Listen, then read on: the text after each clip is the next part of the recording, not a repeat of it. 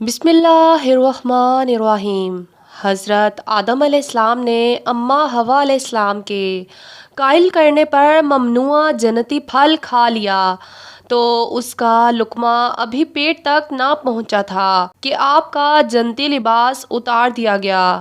حضرت جبرائیل علیہ السلام نے آگے بڑھ کر آپ کے سر سے تاج عزت اتار لیا اور حضرت میکائیل علیہ السلام نے پیشانی سے نشان وقار اتارا اور حضرت جبرائیل علیہ السلام کو فوراً ان کی خدمت سے ہٹا لیا گیا اور فرشتوں کو حکم ہوا کہ ان دونوں کو میرے قرب و جوار سے نکال دیا جائے۔ آدم و حوا علیہ السلام نے جو خود کو برہنہ دیکھا تو فرط ندامت سے بھاگنے لگے۔ جس درخت کے پاس چھپنے کے لیے جاتے وہ ان سے الگ ہو جاتا۔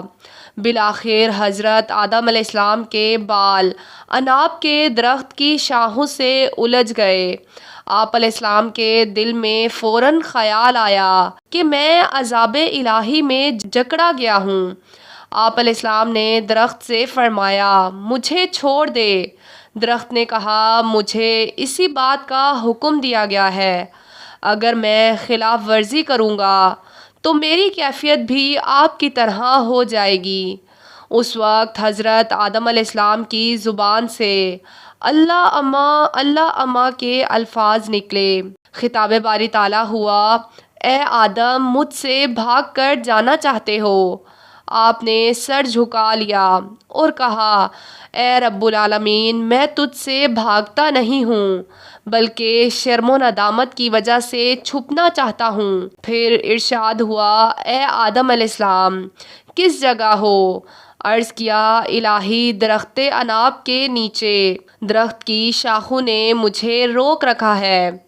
کیا اب تو میرا حال نہیں پوچھتا اور کیا میری حالت پر تجھے ترس نہیں آتا؟ فرمانے الہی ہوا، اے آدم علیہ السلام، تمہاری یہ پریشانی تمہارے اعمال کا نتیجہ ہے۔ اس کے بعد حضرت جبرائیل علیہ السلام آگے بڑھے تاکہ حضرت آدم علیہ السلام اور حوا علیہ السلام کو جنت سے نکال دیں۔ حضرت آدم علیہ السلام نے 70 پوشی کے لیے جنت کے درختوں سے پتے طلب کیے مگر سب نے پتے دینے سے انکار کر دیا سوائے درخت انجیر کے۔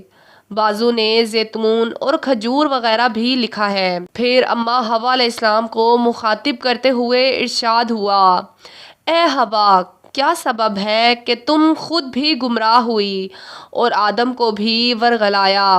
حوا نے عرض کیا، یا رب العالمین، یہ بات میرے تصور میں بھی نہ تھی کہ کوئی تیرے نام کی جھوٹی قسم بھی لے لے گا۔ مختصر یہ کہ فرشتوں کو حکم ہوا، آدم علیہ السلام کے سر کو درخت سے آزاد کرواؤ۔ حضرت آدم علیہ السلام کو جب یہ یقین ہو چلا کہ عتاب خداوندی سے رہائی ممکن نہیں تو عرض کیا، اے میرے مالک، تو نے مجھے اپنے دست قدرت سے پیدا فرمایا۔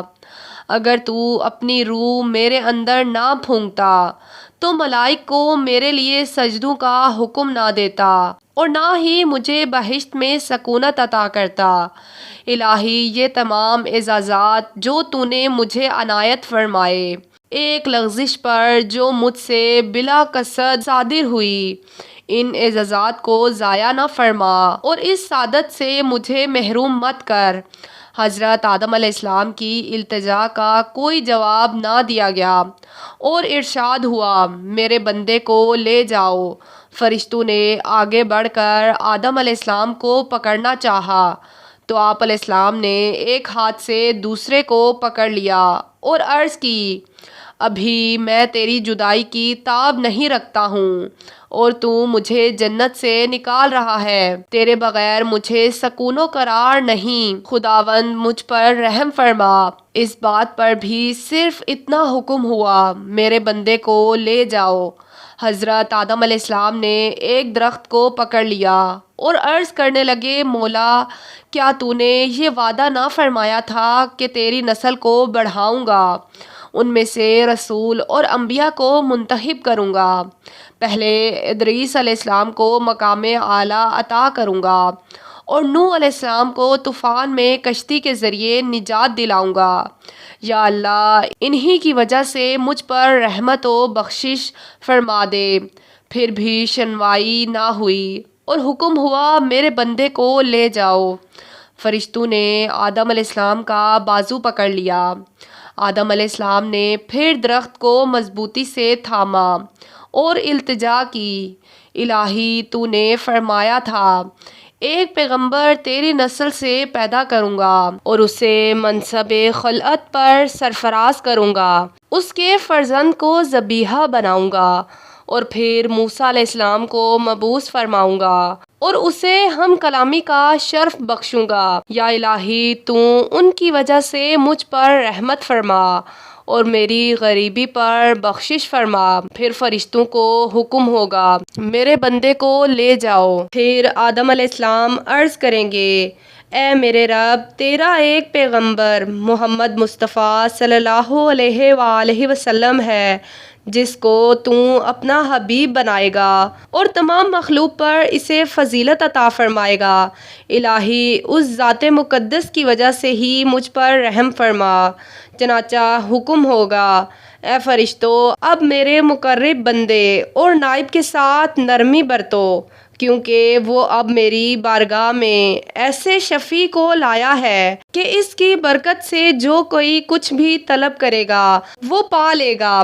اے آدم، ہم نے سرزمین پر تمہیں اس لیے تخلیق فرمایا ہے تاکہ زمین کی خلافت و امارت اور اس کو آباد کرنے کی ذمہ داری تمہارے سپرد کریں، لہٰذا تم جاؤ اور وہاں اقامت گزیں ہو۔ حضرت آدم علیہ السلام نے عرض کیا کیا مجھے دوبارہ بہشت میں داخلے کی اجازت مل جائے گی؟ چنانچہ قرآن پاک کی سورۃ بقرہ میں کچھ یوں ارشاد ہے پھر شیطان نے انہیں اس جگہ سے ہلا دیا اور انہیں اس راحت کے مقام سے جہاں وہ تھے الگ کر دیا، اور ہم نے حکم دیا کہ تم نیچے اتر جاؤ، تم ایک دوسرے کے دشمن رہو گے۔ اب تمہارے لیے زمین میں ہی معینہ مدت تک جائے قرار ہے اور نفع اٹھانا مقدر کر دیا گیا ہے۔ پھر حضرت آدم علیہ السلام نے اپنے رب سے عاجزی اور معافی کے چند کلمات سیکھ لیے۔ پھر شیطان نے انہیں اس جگہ سے ہلا دیا اور انہیں اس راحت کے مقام سے جہاں وہ تھے وہاں سے الگ کر دیا، اور ہم نے حکم دیا کہ تم نیچے اتر جاؤ، تم ایک دوسرے کے دشمن رہو گے۔ اب تمہارے لیے زمین میں ہی معینہ مدت تک جائے قرار ہے اور یہاں سے نفع اٹھانا تمہارا مقدر کر دیا گیا ہے۔ بس اللہ نے ان کی توبہ قبول فرما لی، بے شک وہی بہت توبہ قبول کرنے والا مہربان ہے۔ ہم نے فرمایا تم سب جنت سے اتر جاؤ، پھر اگر تمہارے پاس میری طرف سے کوئی ہدایت پہنچے تو جو بھی میری ہدایت کی پیروی کرے گا نہ ان پر کوئی خوف ہوگا اور نہ وہ غمگین ہوں گے، اور جو لوگ کفر کریں گے اور ہماری آیتوں کو جھٹلائیں گے تو وہی دوزخی ہوں گے، وہ اس میں ہمیشہ رہیں گے۔ یوں اللہ تعالیٰ نے حضرت آدم علیہ السلام کے دوبارہ جنت میں جانے کے سوال کا جواب ارشاد فرما دیا۔ پھر حضرت جبرائیل علیہ السلام کی قیادت میں آدم علیہ السلام و حوا علیہ السلام روانہ ہوئے۔ آپ علیہ السلام نے جبرائیل سے پوچھا مجھے کہاں لے جا رہے ہو؟ جبرائیل علیہ السلام نے کہا جہاں جس مٹی سے آپ پیدا ہوئے تھے۔ پوچھا عارضی طور پر یا مستقل؟ جبرائیل علیہ السلام نے کہا یہ بات میرے علم میں نہیں۔ پوچھا وہاں میرا رفیق تنہائی کون ہوگا؟ حضرت جبرائیل علیہ السلام نے جواب دیا وہی جس کے کہنے پر آپ نے پھل کھایا تھا۔ پھر یہ قافلہ یکے بعد دیگرے زمین پر اترا۔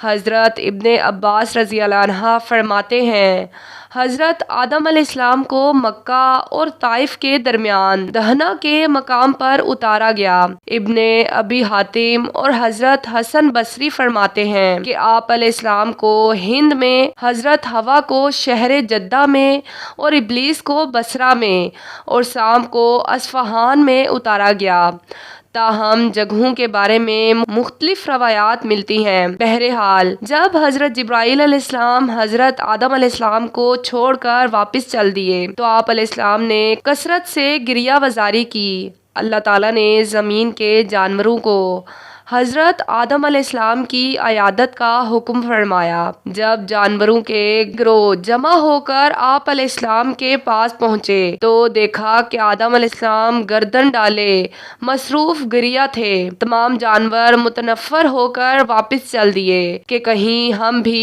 ان کی نافرمانی کی وجہ سے عذاب الہی میں گرفتار نہ ہو جائیں۔ اس سے حضرت آدم علیہ السلام کی گریہ وزاری میں مزید اضافہ ہو گیا۔ اللہ تعالیٰ نے ان پر رحم فرمایا اور ان کی معافی کو قبول فرما لیا۔ رسول اللہ صلی اللہ علیہ وآلہ وسلم نے فرمایا، حضرت آدم علیہ السلام جب دنیا میں تشریف لائے تو ان کے جسم پر جنتی پتے لپٹے ہوئے تھے جو ان کی ستر پوشی کر رہے تھے، اور دنیا کی ہوا کی وجہ سے وہ پتے خشک ہو گئے تھے اور ملک ہند میں چاروں طرف پھیل گئے۔ ان خشک پتوں کے اثرات دنیا کے درختوں اور پتوں میں اثر انداز ہو گئے اور ان کا اثر قیامت تک باقی رہے گا۔ حضرت عبداللہ بن عباس رضی اللہ عنہ فرماتے ہیں کہ حضرت آدم علیہ السلام نے زمین پر تشریف لانے کے بعد سب سے پہلے جو کھانا تناول فرمایا وہ گندم کا تھا، اور ایک اور روایت میں ہے کہ حضرت آدم اور حضرت حوا علیہ السلام نے جو سب سے پہلا لباس دنیا میں تشریف لا کر پہنا وہ بھیڑ کی اون کا تھا۔ آپ علیہ السلام نے اون کو کاٹا اور اپنے لیے ایک جبہ تیار کیا